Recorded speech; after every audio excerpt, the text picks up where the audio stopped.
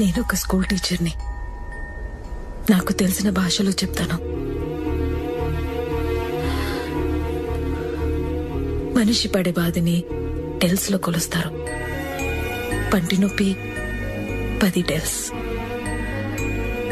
ఎవరైనా కత్తితో మనల్ని పొడిస్తే అది 20. మానవ శరీరం 40 డెల్స్ వరకు భరించగలదు. అదే ఒక తల్లి తన బిడ్డకి జన్మనిస్తూ పడే ప్రసవ వేదన 57 డెల్స్.